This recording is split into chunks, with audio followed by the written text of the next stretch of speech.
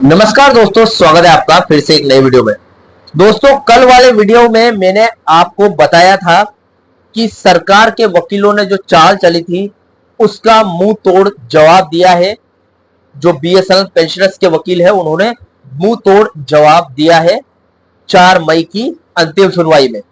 अभी यहां पर 4 मई की जो अंतिम सुनवाई है वो कैंसिल हो गई है और उसकी डेट आगे बढ़ा दी गई है क्योंकि सरकार ने फिर से वक्त मांगा है। चलो, ये अपडेट तो मैंने पहले भी दे दी थी आपको, लेकिन आज एक सवाल पूछने वाला हूं आपसे जो कि बहुत जरूरी है।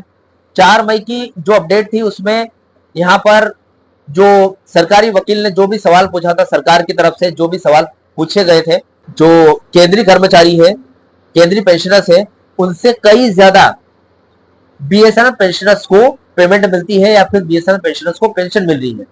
तो उसका जवाब 4 मई को वकीलों को मिल गया है और सरकार की धज्जियां उड़ा दी थी पेंशनर्स के वकील से ने। ठीक है, अब ऐसी स्थिति में यहां पर सरकार की पूरी पोल खुल गई क्योंकि सरकार सिर्फ टाइम आगे बढ़ाना चाहती है झूठी दलीलें देकर। ठीक है, अभी उन्होंने कुछ अपनी तरफ से जो भी दलीलें दी थी वो एक हिसाब से देखा जाए तो उनका कोई अस्तित्व नहीं है। ठीक है, अब यहां पर एक सवाल आता है कि क्या इसी तरीके से आगे भी सरकार चाल चलने वाली है अपनी, या फिर इसी तरीके से जिन दलीलों का कोई मतलब नहीं है वैसी दलीलें देकर कोर्ट का समय बर्बाद करेगी। ऐसी स्थिति में यूनियन क्या करने वाली है, आज इस वीडियो में पूरी तरीके से डिटेल तरीके से आपको जानकारी देने वाला। तो सबसे पहले तो चैनल पर नए हो तो सब्सक्राइब कर लेना। मेरा नाम है सुनील विश्वकर्मा। जानकारी यूजफुल लगे तो एक लाइक करके जरूर जाना। चलिए दोस्तों, बढ़ाते हैं वीडियो को आगे।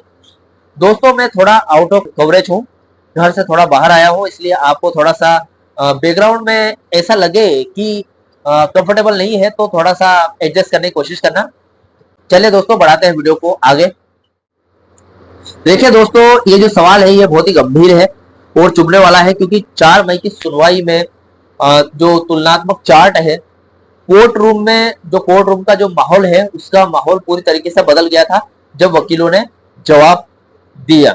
सभी सब्सक्राइबर को ये समझना जरूरी है कि सरकार कौन सा डेटा गेम खेल रही थी और वकीलों ने उसे कैसे बेनकाब किया। यहाँ देखिए, एक और सवाल आता है 2.57 फिटमेंट फैक्टर और फेक डेटा का है, इसको समझते हैं। देखिए, सरकार का फेक डेटा क्या था वो समझ लेते। सरकारी वकील ने पिछली सुनवाई में तर्क दिया था कि बीएसएनएल पेंशनर्स को केंद्र सरकार के पेंशनर्स से कहीं ज्यादा या फिर बराबर लाभ मिल रहा है तो उनको 7 सीपीसी के हिसाब से पेंशन डिवीजन करने की क्या आवश्यकता है। ठीक है, इसके जवाब में यहाँ पर झूठ ये था, उन्होंने केवल बेसिक पेंशन के कुछ आंकड़े दिखाए और महंगाई भत्ता जैसे कि आईडीए या फिर डीए, जिसको आईडीए बोलते हैं, बीएसएनएल जो इंडस्ट्रियल डीएनएस अलाउंस के अंतर को कुछ इस तरीके से पेश किया जिससे लगे कि बीएसएनएल वाले फायदे में है, जो केंद्रीय पेंशनर से ज्यादा फायदे में है। असलियत यह है कि उन्होंने इस बात को छुपा लिया था कि केंद्र के जो पेंशनर्स है उनको 2.57 फिटमेंट फैक्टर मिल चुका है, जबकि बीएसएनएल पेंशनर्स की सेकंड पीआरसी जो 2007 में पीआरसी में यहां पर अपडेट हुई थी पेंशन, वो पुराने स्ट्रक्चर पर ही खड़े हैं आज भी। क्योंकि जो 2.57 फिटमेंट फैक्टर का जो डाटा है 2016 में बीएसएनएल केंद्रीय पेंशनर्स की पेंशन रिवाइज हुई थी 2.57 फिटमेंट फैक्टर के साथ, वो डाटा कोर्ट से छुपा लिया गया था सरकार द्वारा। अगर उसको बताते तो एक हिसाब से देखा जाए तो उनकी पेंशन में कितना इंक्रीमेंट हुआ है कोर्ट को पता चलता, लेकिन जब ये डाटा नहीं बताया गया तो यहाँ पर कोर्ट ने फिर से समझ दिया और जो कोर्ट की तारीख 4 मई को फिक्स की गई थी। अब 4 मई की तारीख में जो सरकारी वकील है उनकी पूरी पोल खोली गई और यहाँ पर असलियत सामने लाई गई। इससे पूरा पता चलता है कि जो सरकार है वो टाइम खींचने की कोशिश कर रही है बस। फिर से 4 मई की अंतिम सुनवाई के बाद भी 4 मई की अंतिम सुनवाई के बाद भी सरकार ने अपनी तरफ से टाइम मांगा है और कोर्ट ने फिर से टाइम दिया है, मतलब टालम टोल फिर से चल रहा है। अभी देखिए दोस्तों, 2.57 फिटमेंट फैक्टर का जो असली गेम चेंजर है वो समझ लेते हैं।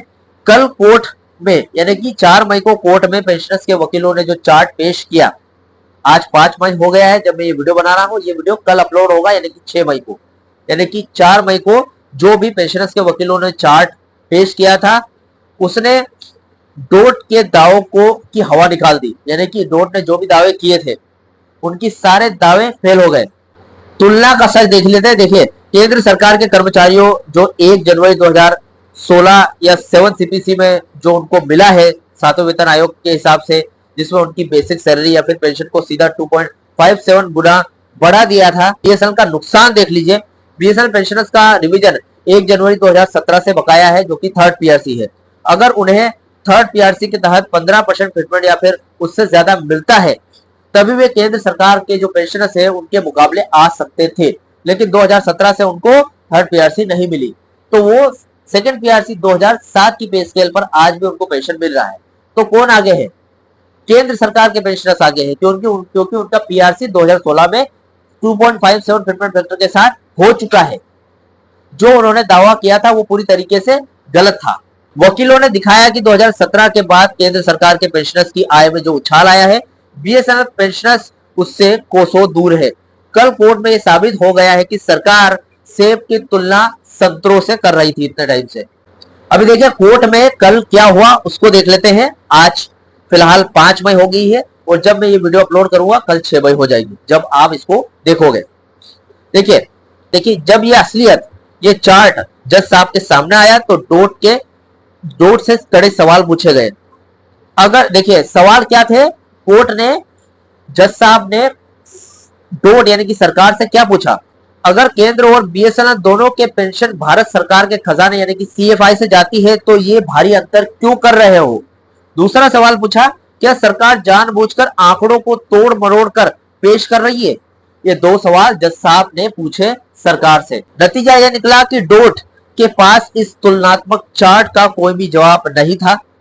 यही वजह है कि उन्होंने समय फिर से मांगा है, लेकिन अब यह रिकॉर्ड पर आ चुका है कि बीएसएनएल पेंशनर्स के साथ वित्तीय अन्याय हो रहा है, एक हिसाब से देखा जाए तो दोस्तों फिलहाल ये अपडेट थी पूरी तुलना करने की कि 4 मई के कोर्ट केस में फिलहाल जो भी पिछली सुनवाई यानी कि 28 अप्रैल को जो भी सवाल पूछा गया था उसका खतरनाक तरीके से, मतलब एक हिसाब से असलियत बताते हुए बीएसएनएल पेंशनर्स के जो वकील है उन्होंने जवाब दिया है।